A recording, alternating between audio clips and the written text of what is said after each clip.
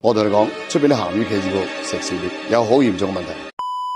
聞起上嚟臭，食上嚟好香啊！風味大灣區，一啖落去3碗飯。全國同胞都知道，茄子煲有個致命嘅缺點，就係嘥油。酒樓一般用炸，我教你一個新方法，將鹹油量直打落嚟，一樣唔輸豬酒家嘅味道。留心睇落啊！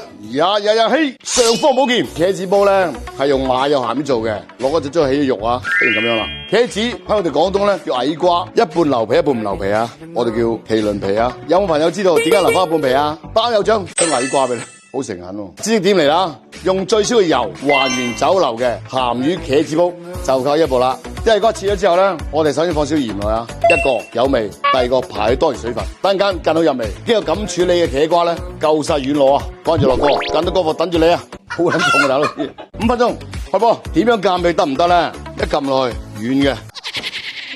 點解酒樓茄子咁鬼死香咧？就係加咗呢樣嘢落去啦，五花肉。矮瓜咧，你冇啲肉食咧，係完全冇滋味。喺廣東咧，矮瓜一定配鹹魚啊，好似鹹豬菜配牛乜乜，荷蘭豆配豬乜乜，呢個定律嚟噶嘛。鹹魚粒同五花肉粒咧爆出啲香味出嚟，啲鹹魚味滲入到茄子嘅每一個角落，連啲皮都咁香。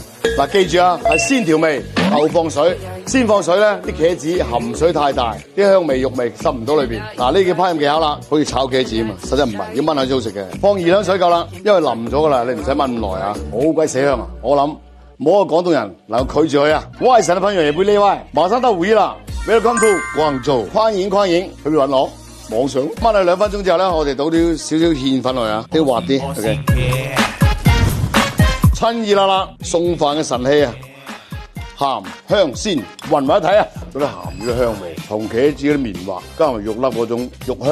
呢個茄子煲咧，如果我哋咁樣送飯真係一流，一啖落去3啖飯，我相信99%嘅人都中意呢個小油版嘅鹹魚肉碎茄子煲。